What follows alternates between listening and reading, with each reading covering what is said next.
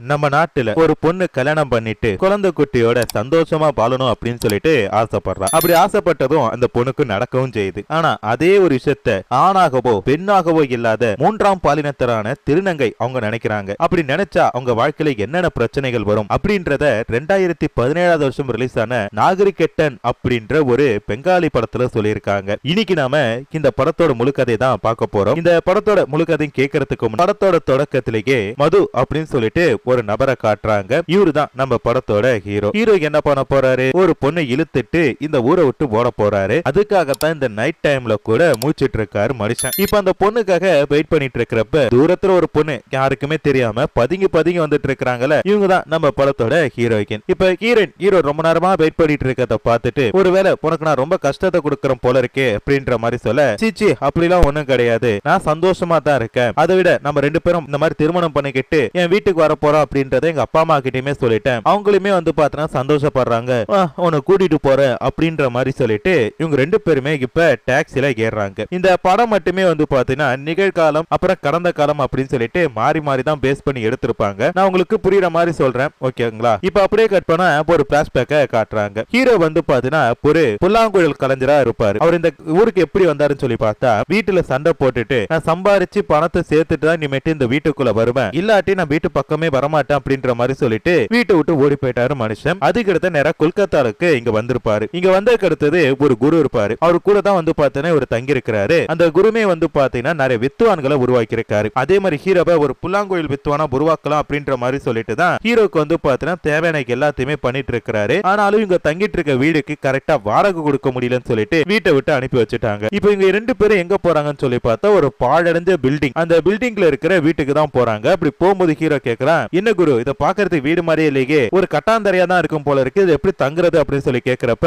அட மடையா வீட்டோட கதவை தட்டினா உன்னை தேடி சொர்க்கமே வரும் அப்படின்ற மாதிரி சொல்லிட்டு அந்த நபர் சொல்றாரு. கதவை தட்டினா சொர்க்கம் வருமா, என்னன்னு பாப்போமா? அதே மாதிரி ஹீரோ போயிட்டு கதவை தட்டுறானா வீட்டுக்குள்ள இருந்து யாருமே வரல. நம்ம சொர்க்கம் வரும்னு சொன்னீங்க, ஒண்ணுமே வரலையே அப்படின்னு சொல்லிட்டு இவன் கேக்குறப்ப பொருடா அப்படின்ட்டு அந்த குரு சொல்றாரு. அப்பதான் பக்கத்துல ஜன்னல் இருக்கு. அந்த ஜன்னல் வழியா ஹீரோ பாக்குறான். அங்க ஒரு சில பொண்ணுங்க உடமாட்டிட்டு இருக்கிற மாதிரி இருக்கு. இதான் அந்த பெரியவர் சொல்லியிருப்பாரு போல இருக்கு. கதவை தட்டுனா சொர்க்கம் உன்னை தேடி போறோம் அப்படின்ட்டு. கிழவனுக்கு குசும்ப பாத்தீங்களா? இப்ப என்ன பண்றாங்கன்னா அவங்களை கூட்டிட்டு மாடிக்கு கூட்டு போறாங்க. ஏன்னா ஹீரோவும் அவங்க குருநாதரும் வந்து பாத்தீங்கன்னா மாடியில தான் தங்க போறாங்க. மத்த பெண்கள் எல்லாருமே வந்து பாத்தீங்கன்னா இந்த வீட்டுக்கு கீழே தங்க போறாங்க. இது ஒரு ஹாஸ்டல் மாதிரி. இப்படியே இருக்கும்போது திருப்பி நிகழ்காலத்துல பஸ்ஸுக்காக டிக்கெட் எடுக்க வந்திருக்காங்க. ஏன்னா இங்க ஊருக்கு போகணும்ல, அதுக்கு பஸ் வேணும்ல, அந்த பஸ்ஸுக்கு டிக்கெட் வேணும்ல, இதெல்லாத்தையும் எடுத்துட்டு இவங்க வெயிட் பண்ணிட்டு இருக்கும்போது திருப்பி ஒரு பிளாஷ்பேக்க காட்டுறாங்க. இப்போதான் ஹீரோ முறையா ஹீரோன் கிட்ட பேச ஆரம்பிச்சிருக்கான். ஹீரோட குரு என்ன பண்றாரு, அந்த ஆத்துல வந்து குளிச்சிட்டு இருக்கும் போது பக்கத்துல ஹீரோ உட்கார்ந்து இருக்கிறான். அப்ப அந்த இடத்துக்கு ஹீரோன் வராங்க துணி துவைக்கிறதுக்காக. ஹீரோனை பார்த்து கேக்குறாரு, ஏமா ஒரு பொண்ணா இருந்துகிட்டு ஆத்தங்கரையில தன்னந்தனியா துணி துவைக்க வந்திருக்கே, கால் தவறி தண்ணியில கிண்ணில விழுந்துட்டா உனக்கு என்ன ஆகுறது, அட்லீஸ்ட் உனக்கு நீச்சலாச்சு தெரியுமா அப்படின்ற மாதிரி சொல்லி கேக்குறப்ப அந்த பொண்ணுக்கு வந்து பாத்தீங்கன்னா ஒரு சந்தோஷம், ஏன்னா நம்ம கிட்ட ஒருத்தர் பேசுறாரு அப்படின்ற மாதிரி சொல்லிட்டு சந்தோஷப்படுறாங்க. இப்படி இருக்கும்போதுதான் திருப்பி இவங்க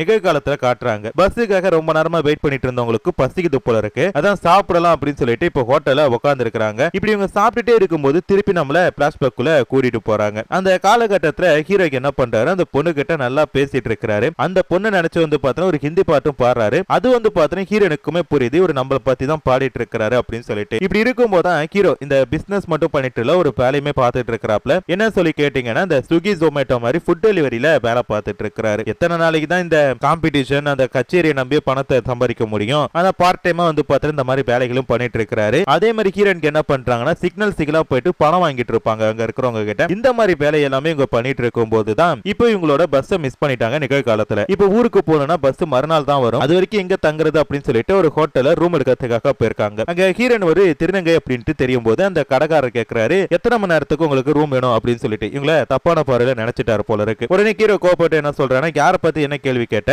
நாங்க ரெண்டு பேரும் பாத்தீங்கன்னா புருஷன் பொண்டாட்டி இந்த இடத்துல தான் தங்கறதுக்காக வந்திருக்கோம், எங்க கிராமத்துக்கு போற பஸ் மிஸ் ஆயிட்டு ஒரு நாள் நைட்டு முழுக்க நாங்க தங்க போறோம், புரியுதா அப்படின்ற மாதிரி சொல்லிட்டு இவருக்கு என்ன பண்றானா அவர்கிட்ட சண்டை போட்டுட்டு நேரா அந்த ரூமுக்கு போயிட்டாரு. இங்க போனதுமே ஹீரோன் கிட்ட என்ன சொல்றானா, இங்க பாரு இந்த இடம் வந்து பாத்தீங்கன்னா சரியான இடம் கிடையாது போல இருக்கு, அவசரத்துக்கு இந்த லாட்ஜ் தான் கிடைச்சு நம்ம புக் பண்ணிட்டோம், இன்னைக்கு ஒரு நாள் நைட்டு இங்க தங்கி ஆகணும், யாரு வந்து கூப்பிட்டாலும் கதவு திறக்காத அப்படின்றாரு. அது மட்டும் இல்லாம இவருக்கு தெரிந்த ஒரு டீச்சர் அம்மா இருக்காங்களா, அவங்கள போய் பார்க்கணும் அப்படின்ற மாதிரி சொல்லிட்டு இருக்காரு. அவங்கள பார்த்ததுக்கு அடுத்தது அவங்களும் ஒரு திருநங்கையா இருந்தவங்க தான், இப்போ அவங்க ஒரு பெண்ணா மாறி இருக்காங்க, அவங்க கிட்ட கேட்ட உனக்கு உதவி கிடைக்கும் அப்படின்ற மாதிரியும் நான் போய் சாப்பாடு வாங்கிட்டு வரேன் அப்படின்ற மாதிரி சொல்லிட்டு கிளம்புறாரு. அப்படி போறப்ப என்ன சொல்லிட்டு போறேன்னா, பிக்க மட்டும் கட்டிடாத. ஆமாங்க ஹீரோனுக்கு வந்து பாத்தீங்கன்னா முடி பலர்ல இன்னும் விக் தான் பயன்படுத்திட்டு இருக்காங்க. விக்க மட்டும் நீ கழட்டிடாத, அப்படி கழட்டிட்டீங்கன்னா பிரச்சனையா போயிடும். விக்கோட பாக்குறதா ஏதோ பொண்ணு மாதிரி லட்சணமா இருக்கு அப்படின்ற மாதிரி சொல்லிட்டு ஹீரோக்கு என்ன பண்றான், அந்த இடத்தை விட்டு கிளம்பிட்டான். கிளம்பிட்டு திருப்பி வரும்போது வந்து பாத்தீங்கன்னா ஹீரோன் கேக்குறாங்க, இப்பதான் போனா அது கட்டி வந்துட்ட அப்படின்னு சொல்லி கேக்குறப்ப, இல்ல இந்த வீட்டுல என் தம்பி ஒருத்தன் தங்கி இருக்கான்னு சொன்னாங்க, அதான் அவனை பார்த்துட்டு பேசிட்டு போலான்னு சொல்லி வந்தான் அப்படின்னு சொல்லிட்டு ஹீரோனை கிண்டல் பண்றாரு. அப்புறம் இவங்க ரெண்டு பேருமே வந்து பாத்தீங்கன்னா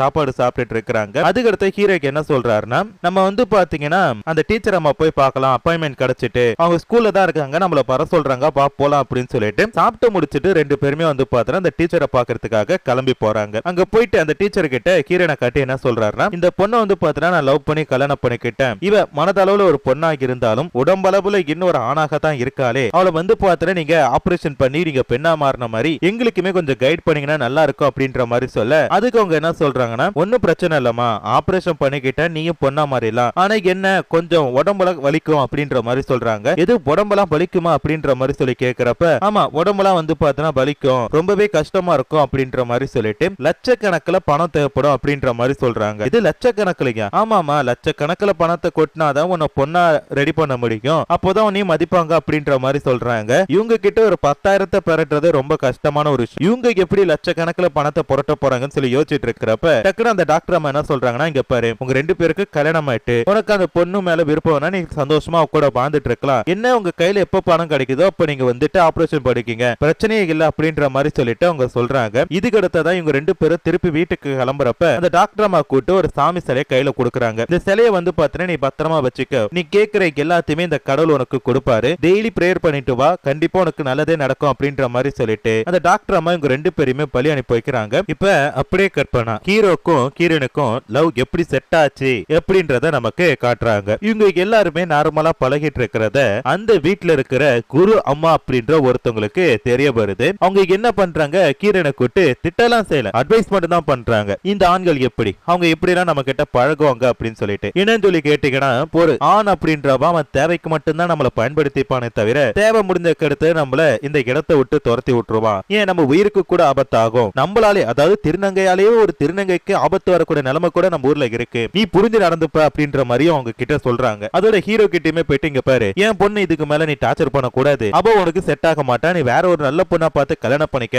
அப்படின்ற மாதிரி சொல்லிட்டோம், உன் வாழ்க்கையை வீணாக்கிடாது அப்படின்ற மாதிரியுமே அவங்க ஹீரோ மேலேயுமே அக்கறைப்பட்டு தான் அட்வைஸ் பண்றாங்க. ஆனா இது ஹீரோ என்ன பண்றான், ஹீரோனை கூட்டிட்டு வீட்டை விட்டு போடி வந்துட்டான். இதான் நம்ம ஓப்பனிங்ல பார்த்திருந்திருப்போம். இப்ப ஹீரோ என்ன பண்றான், திருப்பி அந்த பொண்ணை கூட்டிட்டு ஒரு லாட்ஜுக்கு போறானே, அங்க போன அடுத்து ஹீரோ அதே நினைச்சிட்டு இருக்காங்க. அந்த டாக்டர் அம்மா சொன்னதை நினைச்சிட்டு இருக்கிறப்ப டக்குனு ஹீரோ என்ன சொல்றாப்ல, இங்க பாரு இத பத்தி நீ எதுக்கு நினைச்சிட்டு இருக்கிற, நான் வந்து நீ பொண்ணானதுக்கு அடுத்ததான் கல்யாணம் பண்ணி என்னைக்காச்சும் சொன்னா பொண்ணு எனக்கு ரொம்ப பிடிச்சிருக்கு, கண்டிப்பா நான் உன கல்யாணம் பண்ணிக்கிறேன், நம்ம ரெண்டு பேரும் 100 இல்ல 200 வருஷம் சந்தோஷமா வாழலாம், நமக்குள்ள என்ன நடக்குமோ அதெல்லாம் இங்க நடந்தே ஆகணும் அப்படின்னு சொல்லிட்டு இவங்க ரெண்டு பேருமே வந்து பாத்தோம் புருஷன் பொண்டாட்டியா கொஞ்சம் அப்படி இப்படி இருக்கிற மாதிரி காட்டுறாங்க. இப்படி இருக்கும்போது தான் ஹீரோ என்ன பண்றான், இதுக்கு மேல நம்ம வந்து பாத்தோம் இந்த இடத்துல இருக்க வேணாம், என்னோட சொந்த கிராமத்துக்கு போயிடலாம் அப்படின்ற மாதிரி சொல்றான். ஏன்னா நீ சிக்னல்ல பணம் கேட்டது ராஜம்மா கிட்ட இருந்தது, இது எல்லாமே வந்து பாத்தோம் நமக்கு இங்க இருக்கிறப்ப பிரச்சனை தான் வருமே தவிர நம்ம கிராமத்துக்கு போயிட்டா அங்க ஒரு நிம்மதியான வாழ்க்கை வாழலாம், அதுக்கடுத்து நம்ம பணத்தை ரெடி பண்ணிட்டு உனக்கு ஒரு ஆபரேஷன் பண்ணிடுவோம் அப்படின்ற மாதிரி சொல்றப்ப ஹீரோனும் வந்து பாத்தா சரி அப்படின்றாங்க. அதோட நீ என்ன பண்ற, விக்கு மட்டும் கைட்டிடாத, விக் இருந்தா தான் உன்னை பொண்ணா மதிப்பாங்க நினைப்பாங்க, மத்த எல்லாத்தையும் நான் பாத்துக்கிறேன் அப்படின்ற மாதிரி சொல்லிட்டு ஹீரோன் கிட்ட பேசிட்டு அவங்க கிராமத்துக்கு கிளம்புற மாதிரி காட்டுறாங்க. அப்படி போகும்போது ஹீரோ ஒரு விஷயத்த சொல்றான், ஹீரோக்கு வந்து பாத்தா ஒரு அண்ணன் இருக்கானா, அவனுக்கு கல்யாணம் ஆயிட்டா அவனுக்கு ஒரு குழந்தையும் இருக்கு அப்படின்ற மாதிரி சொல்லிட்டு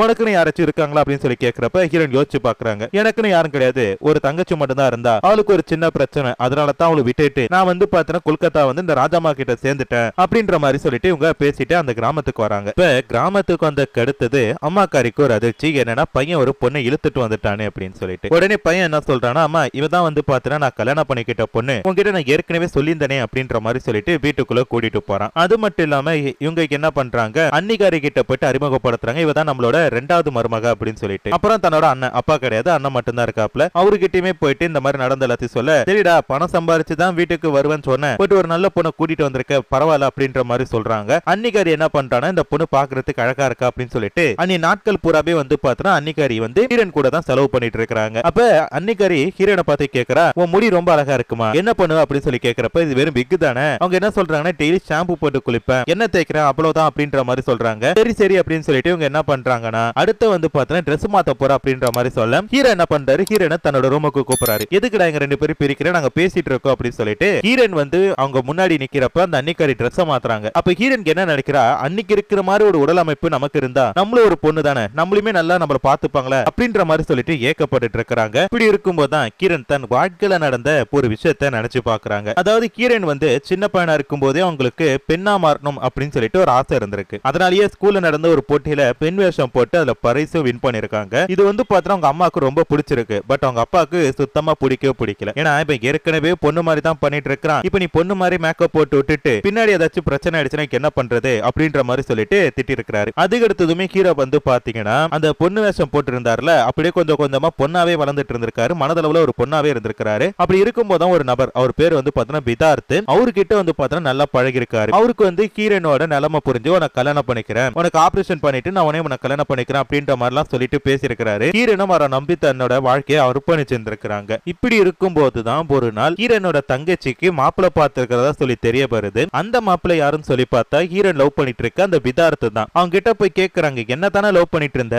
திடீர்னு என் தங்கச்சை கல்யாணம் பண்ணிக்க போறேன்னு சொல்ற, என்ன கதை அப்படின்னு சொல்லி கேக்குறப்ப, இப்ப நான் மட்டும் என்ன சொல்றேன், அவளையும் கல்யாணம் பண்ணிக்கிறேன், பொண்ணையும் கல்யாணம் பண்ணிக்கிறேன், அப்போ மெயின் பார்ட்டி நீ சைடு பார்ட்டி அப்படின்ற மாதிரி சொல்ல, இதுக்கு மேல இவங்க கிட்ட பேசி நமக்கு பிரோஜனம் இல்ல, மிஞ்சி பிஞ்சு போனா நம்மள ஏதாச்சும் பண்ணிடுவான் அப்படின்னு சொல்லிட்டு தங்கச்சியோட கல்யாணத்தை இவங்க சோகமா நடத்தி வைக்கிறாங்க. தங்கச்சியோட கல்யாணம் முடிஞ்சதுக்கு அடுத்தது ஹீரோனுக்கு என்ன பண்றாங்கன்னா, யாருக்குமே தெரியாம இந்த வீட்டை விட்டு கிளம்பி கொல்கத்தா போயிருப்பாங்க. அங்க போனக்கு அடுத்து அந்த ராஜாமா மீட் பண்ணிருப்பாங்க. அவங்க என்ன சொல்றாங்கன்னா, நீ சேஃப்டியா அந்த இடத்துல இருக்கலாம், ஆனா நான் ஒரு தொழில் சொல்லுவேன், அந்த தொழிலை நீ பண்ணி தான் வந்து பார்த்தனா பணத்தை சம்பாதிக்க முடியும், அதுல வந்து பார்த்தா 30% எனக்கு நீ கொடுத்துடணும், நீ மீதி பணத்தை என்ன வேணா பண்ணலாம், நான் கேட்க மாட்டேன் அப்படின்ற மாதிரி சொல்லிருப்பாங்க. ஹீரோனுக்கு வேற வழி கிடையாது, அவங்க கூட சேர்ந்து இந்த சிக்னல்ல வந்து பார்த்தனா பணம் வாங்குற அந்த வேலையை பார்த்திருப்பாங்க. அதுக்கடுத்து ஹீரோவை கல்யாணம் பண்ணலாம்னு சொல்லிட்டு இங்க வந்திருப்பாங்க. இது எல்லாத்தையுமே வந்து பார்த்தனா ஹீரோவோட ஒரு கச்சேரியில நினைச்சிட்டு அழுதுட்டு இருக்கிறப்ப அன்னிக்காரி என்ன பண்றா, ஹீரோன் வந்து அவங்க அப்பா அம்மா நினைச்சு அழுக்குறாங்கன்னு சொல்லி நினைச்சிட்டு அதெல்லாம் ஏமா வருத்தப்படுற, உனக்காக நாங்க இருக்கோம்ல அப்படின்ற மாதிரி சொல்லிட்டு ஹீரோனோட தலையில கை வைக்கும் போது விக்கு கைண்டு விழுந்துருது. அது அங்க இருக்கிற எல்லாருமே வந்து பார்த்தனா பாக்குறாங்க. பார்த்துட்டு ஹீரோக்குமே ஒரு மாதிரியா போயிட்டு ஹீரோ உடனே அந்த இடத்தை விட்டு போயிட்டாரு. அவங்களுக்குமே வந்து பார்த்தனா ஒரு மாதிரியா போயிட்டு அன்னிக்காரிக்குமே ஒரு பையன், அதாவது திருநங்கைக்கு முன்னாடியே நம்ம ட்ரெஸ் எல்லாம் மாத்துறோம் அப்படின்னு சொல்லிட்டு அவங்க நினைக்க ஆரம்பிக்கிறாங்க. இப்படியே கட் பண்ண நைட்டு ஹீரோக்கு என்ன பண்றாரு, ஹீரோனுக்கு கால் பண்றாரு. பட் அந்த போனை யார் எடுக்கிறான்னு சொல்லி பார்த்தா அன்னிக்காரி தான் எடுக்கிறாங்க. அண்ணி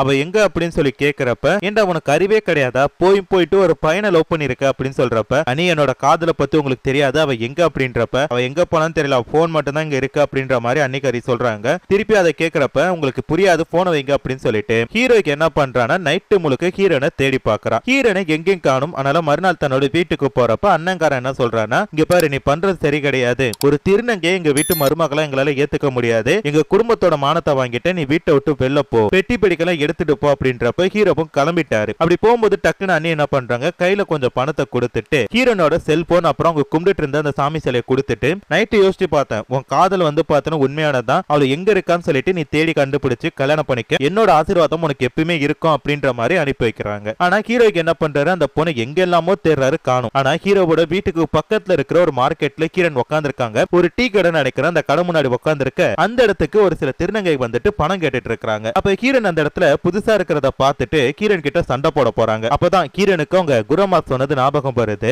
என்னன்னா, இந்த திருநங்கைக்கு மூலமாவே நமக்கு பிரச்சனை வரும்னு சொல்லிருப்பாங்கல்ல. அவங்க என்ன கேக்குறாங்கன்னா, எவடி நீனு புதுசா எங்க இடத்துக்கு வந்துட்டு பணத்தை எல்லாம் கலெக்ட் பண்ணிட்டியா, எங்களுக்கே போட்டியா வரையா அப்படின்னு சொல்லிட்டு ஹீரோனை அசிங்கப்படுத்திட்டு இருக்காங்க. அவங்க ட்ரெஸ் கிழிச்சு அவங்க மேல இங்க ஊத்தி இது எல்லாத்தையுமே வந்து பார்த்தீங்கன்னா வீடியோவும் எடுத்து வச்சிட்டு இருக்காங்க. அப்ப அந்த இடத்துக்கு ஒரு சில போலீஸ்காரங்க வந்து யார் மேல தப்பு இருக்குன்னு கூட கேட்காம ஹீரோனையும் சேர்த்து அரெஸ்ட் பண்ணி கூட்டிட்டு போயிருக்காங்க. இப்ப இந்த பக்கம் வந்து பார்த்தீங்கன்னா ஹீரோ தேடி முடிச்சிட்டு கடைசி அந்த மார்க்கெட்டுக்கு வரானா, அங்க வந்து ஒரு கடைக்காரத்தை ஹீரோன் போட்டோ காட்டி கேக்குறப்ப, தம்பி இந்த பொண்ணு இப்பதான் வந்து பார்த்தீங்கன்னா ஒரு சில பேர் ரொம்பவே ரேக் பண்ணாங்க, அதனால போலீஸ் கூட்டிட்டு போயிருக்காங்கன்னு சொல்லிட்டு அந்த வீடியோ காட்டுறாரு. அதை பார்த்தோம் ஹீரோ வந்து பார்த்தீங்கன்னா ரொம்ப மன உளைச்சலாகி அழுக ஆரம்பிக்கிறாரு. அதுக்கடுத்து என்ன பண்றாருன்னா, நிறைய ஹீரோனை தேடி அந்த போலீஸ் ஸ்டேஷனுக்கு போறப்ப, அவளுக்கு யார் நீனு, மாமாவா அப்படின்னு சொல்லிட்டு அந்த போலீஸ்காரன் இக்கத்தலமா கேட்கறான். அது ஹீரோ என்ன சொல்றான்னா, நான் மாமாலாம் கிடையாது, அந்த பொண்ணோட புருஷன், எங்க ரெண்டு பேருக்குமே கல்யாணம் ஆயிட்டு அப்படின்ற மாதிரி சொல்ல, அவளை பார்த்தா பொண்ணு மாதிரி தெரியலையா அப்படின்றாங்க. அவ வந்து திருநங்க தான், பட் இருந்தாலும் அவளை விருப்பப்பட்டு தான் கல்யாணம் பண்ணிருக்கேன் அப்படின்றப்ப, சரி இங்க வந்து பார்த்தா ஆணுக்குன்னு சிறை இருக்கு, பெண்ணுக்குன்னு ஒரு தனி செல் இருக்கு, ஆனா திருநங்கைகளுக்கும் சொல்லிட்டு ஒரு செல்லு கிடையாது, அதனால